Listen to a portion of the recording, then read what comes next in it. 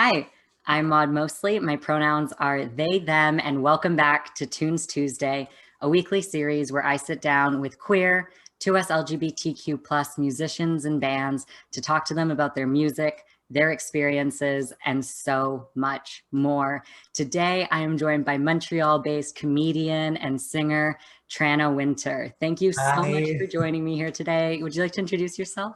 Sure. I'm Tranna Wintour. I am a comedian and singer, podcast host. I host a show called Chosen Family on CBC Podcasts that I'm really proud of and love.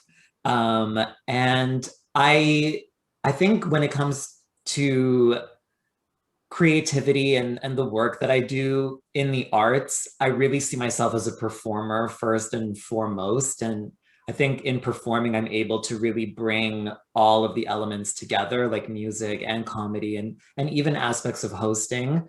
But obviously, in this last year, that has not been possible. So it's weird. I feel kind of disconnected from that thing that really is one of my most defining things. But I'm still a performer through and through. And my pronouns are she, her. Thank you for sharing all that. And we're definitely going to get into some of those performance aspects later. But the first thing I want to bring up is, as you mentioned, you co host a podcast. So since 2017, you have been co hosting the CBC podcast, Chosen Family with Thomas LeBlanc. And this has led you to just connect and have deep conversations with so many incredible people. What's your favorite part of hosting that show?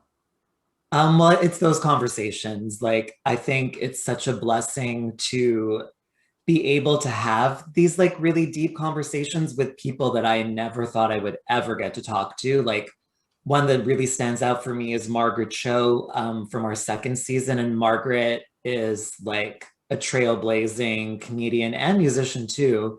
Um, and her work was so vital and important to me when I was a kid. I'm a millennial, and when I was growing up, there really wasn't a whole lot of queer representation in the mainstream. It was really just sort of starting with Will and Grace and things like that. But Margaret was so radical in her queerness, and like watching her stand-up specials back then was like exactly what I needed to hear. And then getting to talk to her on our podcast was like this really emotional full circle moment. Like after the interview was over, I like just started crying. Like I couldn't believe that it had happened. And then more recently, we spoke to Linda Perry, former frontwoman of Four Non Blondes and writer of so many early 2000s pop hits that were really the songs that I grew up with. So again, it was just this like surreal experience of getting to talk to someone who's behind a lot of work that really shaped me growing up. So I think that's really the best part. Yeah, I love that. And you bring up such incredible people. And I think I kind of relate those feelings to you really powerfully talked about in one of your recent podcasts, that kind of like inner child and how queer Mm. people in some ways can be really disconnected from that inner child, but also so connected to them because they kind of want to, protect them and hold on to them in ways that they weren't then. So I love that you're bringing up those kind of full circle moments because I feel like they go back to what you were saying in that episode where it's like, that matters to me so much now because it mattered to me so much then. Yeah, exactly. I really do carry that inner child with me. That episode that you're talking about, like, I think was definitely one of the most personal episodes that we did. Like, I did share a lot about the experiences that I had growing up as like the queer kid in my suburban elementary school and finding this video footage of me from that time. And it really did make me realize that as much as I've been carrying that inner child with me this whole time, I think I was so focused on the sort of pain of that time that I really lost sight of the things that were good and joyful about being a queer kid. And finding that footage of myself from that age, I think allowed me to see that it wasn't all bad. You know what I mean? Like there, despite everything that went on during that time in my life, there were still really good things. And there were so many things as a kid that I was so excited about. Definitely. Yeah. And I think that's something that's so relatable to so many people, you know, with the homophobia and transphobia. If you like continue to face that in your life, it kind of does cloud your memories because it has that overwhelming feeling. And it can be really nice when we find moments outside of that and remember that those existed. But moving on to some of your more recent work, because obviously the podcast is continuing. But now, on top of that, just earlier in 2021, you kind of moved outside of comedy, outside of that podcast world, and released your first album Yeah. called Safe from Your Affection. And I was wondering, did you find it difficult to move into and explore this other industry? That's a great question. I don't feel like I have yet, you know. About 5 years ago, I left my day job, customer service at a bank in a call center, not glamorous, not fun, to really pursue comedy, but all of my creative outlets full time, and to really center my life around my art and find a way to support myself and make a living through that. Um, and in that process, you know, some of the joy has been lost, you know, because now my livelihood and my sort of financial survival depends on the success of the projects that I work on. And I think I grew up with this idea that if you love what you do, you don't have to work a day in your life. And that is just not true. Or it definitely has not been true for me.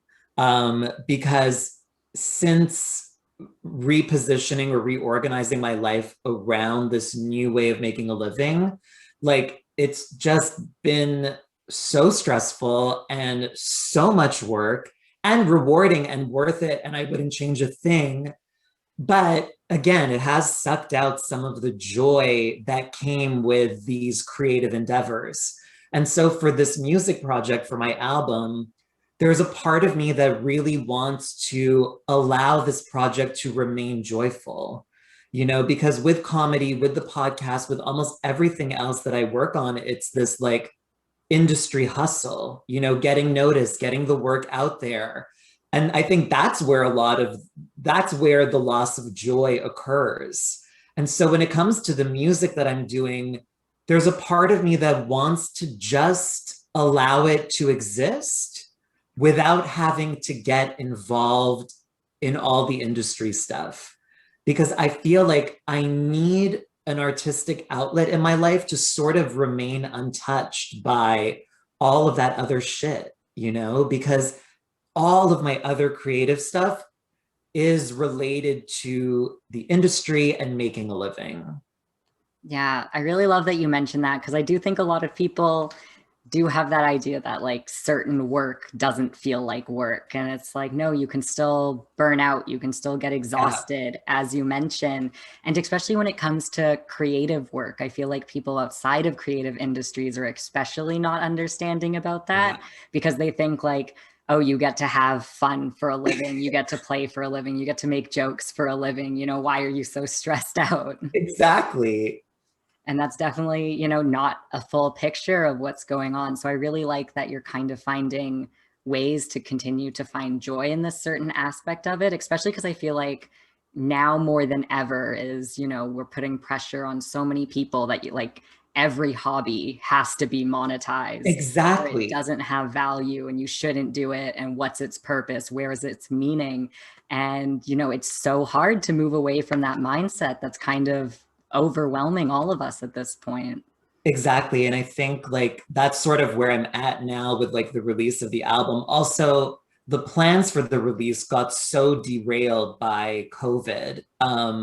Like, I mean, the album was supposed to come out like March of 2020. Um, I think like at the end or like mid-February, I received like our vinyl pressing of the album, like so excited to like carry those albums with me to all the shows that I'm doing and like sell them after the show. and get this album into people's hands. And I mean, literally, like the release coincided with lockdown and the first wave. So it all just got really buried, you know? And a lot of artists that were releasing things like in March, April, May of 2020, like a lot of them delayed their releases. So I kind of just sort of settled on this idea of like a soft launch. So in like March of 2020, I just had it up on Bandcamp. I didn't really publicize it much. But I still wanted people to be able to access it if they wanted to. So it was just sort of like this quiet sort of thing. But, you know, lately I just felt like, and this whole year, like I've been so unmotivated. It's been really hard for me to even get a lot of the simplest tasks done. So I kept like putting off getting the album on Spotify. Like I'd also never done that before. And I always get sort of nervous when it comes to like figuring out new things. So I kept like pushing it off, thinking that like getting the album on streaming platforms was going to be this like arduous task.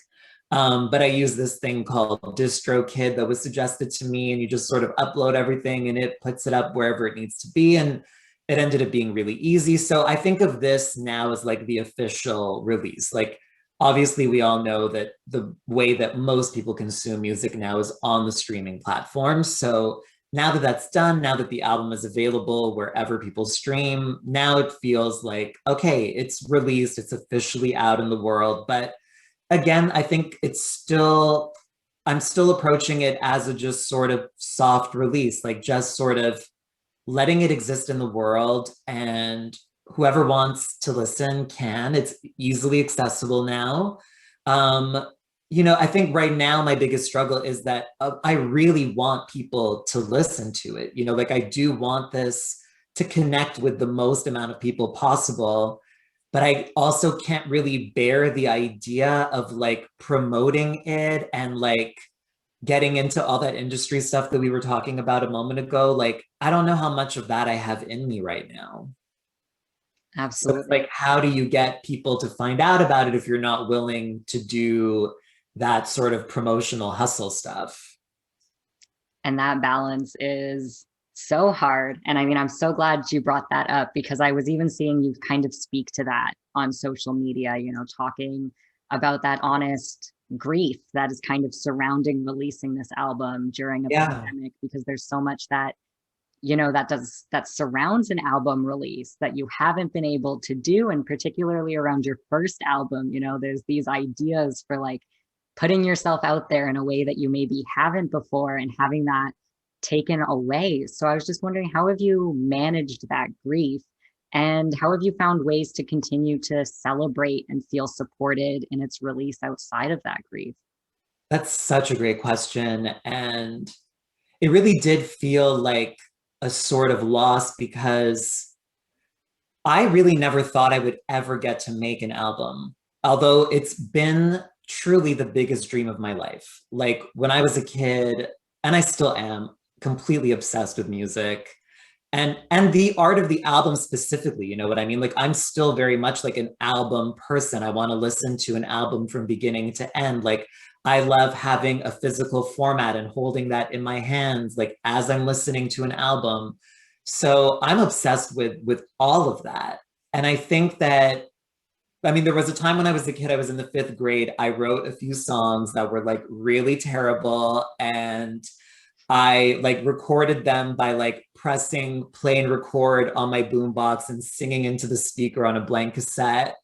Um, and oh my, like that was sort of like literally before doing this album, that was my last time like really like writing anything. And I grew up really thinking that it was something that I couldn't do because I don't play any instruments. I'm not a composer. So I just felt like this dream was never going to happen. And then my producer and bandmate, Mark Andrew Hamilton of Wood Pigeon and Front Person, came into my life like really organically. He covers a lot of events for Queer Montreal, which is like Tourism Montreal's queer offshoot. So he was seeing me perform a lot. And sometimes in my comedy, I would do sort of like, I would incorporate music, but it was always done sort of comedically. Like I wasn't taking myself as a singer seriously. I think there was a part of me that was scared to do that because I didn't feel like my voice was everything that I wanted it to be. So I didn't feel comfortable like presenting that seriously. But meeting Mark and him just sort of seeing something musically in me and then wanting to collaborate, like that sort of really took me by surprise.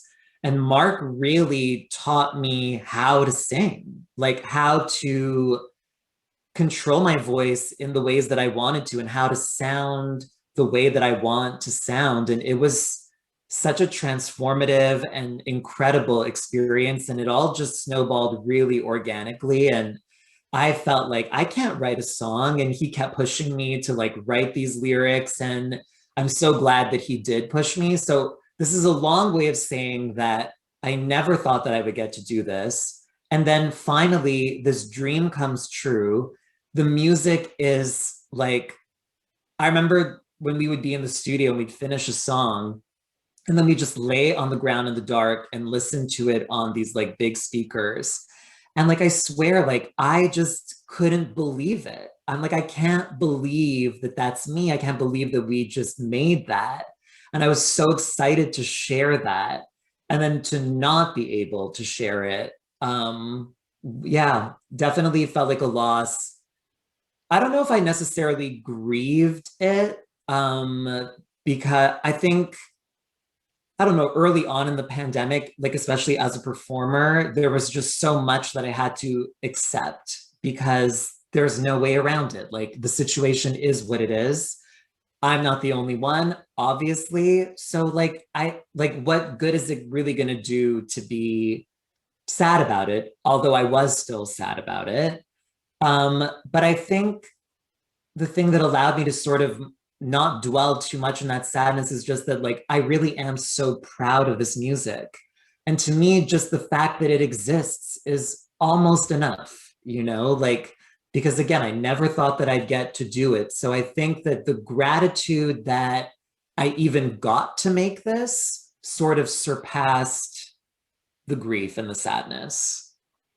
Yeah, it's incredible to also hear just how supported you were in the creation of this album. And I think that really comes through when you're listening to it, honestly. And I also just wanted to pick up on something you were mentioning on how, when you were originally kind of doing those music parts, how you were doing it comedically to almost, protect yourself from Yeah, taking it seriously. Cause I think that's something so many of us still do, even when we are already in the creative world. There's just some things that still scare us in that way. And I know, sometimes when I'm showing work to other people, I have that tendency to go like, oh, haha, isn't this so bad? Even if it's something that I like don't think is terrible. And like, I think it's incredible that more people are starting to acknowledge that that's a way we like cope with things and deal with yeah. things and protect ourselves. And I really love that more people are starting to meet language like that with like, oh no, I think this is actually really great, or like, oh, I really like this line you wrote in it, or like, oh, I really like this thing you did.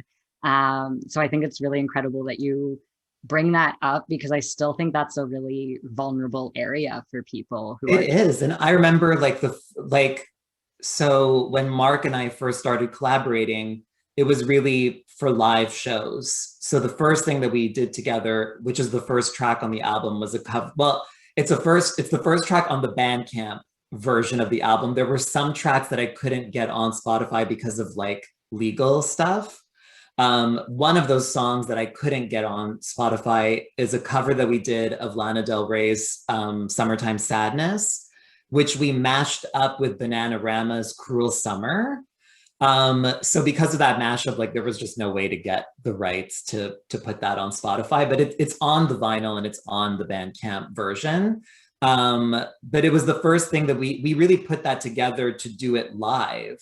And then we loved it so much that Mark was like, we should record it. And that's where things sort of started. But I remember when we did it live, it was my first time like really doing a performance fully as a singer. Like not as my comedian self, like just really singing and sharing this new voice that I had discovered working with Mark. And I was so terrified, like way more terrified than I've ever been of doing comedy, to share that, especially because I think the parts of my voice that Mark taught me to access are these like softer, more delicate, fragile parts of my voice. So I was just scared out of my mind.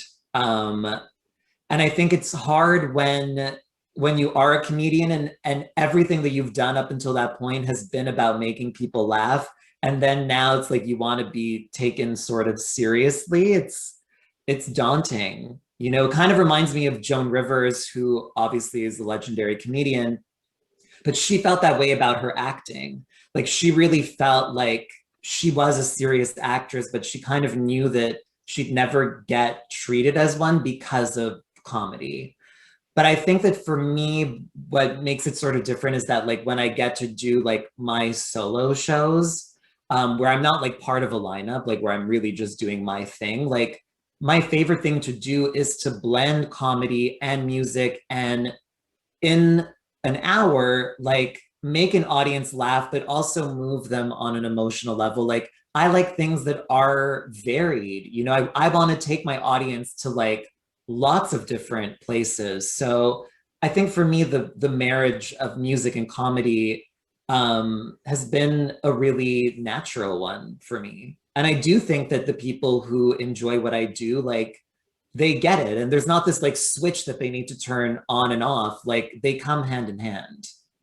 Absolutely. And I love that because, you go back to talking about how, at your heart, you're a performer. So being able to bring all those things together, bring those different feelings, bring the audience on that kind of journey of Yeah. all those different things is just so, it feels very authentic to you and that performer you're speaking about at heart.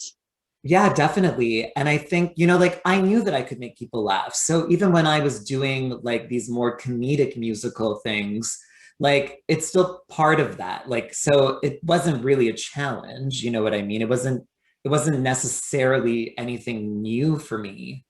But to sing in a way that you want to make people feel something, like that was really new for me. And I didn't know if I could do that. And, to me, like as a music lover, I don't really care about like technically perfect voices or technically powerful voices. What resonates for me is voices that hit an emotional chord. And I've, from the shows that I've done, like the musical elements, I've seen the music that I do like hit people on those emotional chords. And like that's the most surreal, like amazing feeling in the world to me. Like even better than making people laugh is like that I can use my singing voice in a way that like actually resonates emotionally. Because again, for me, like that's where the bar is set for me personally in terms of what I love and what I respond to. So that for me, being able to reach that bar myself is like very surprising. And I didn't know if I really had that in me. Definitely. That's so powerful. And thank you so much for speaking with me about all of this today. I wish this conversation could go on Me forever. But too. if you want to stay updated, if you want to check out her music, you can make sure to go to any of the links below. It's really been such a joy to have you here today, and make sure to stay tuned for next week's Tunes Tuesday. In the meantime, Tranna Wintour will be playing us out.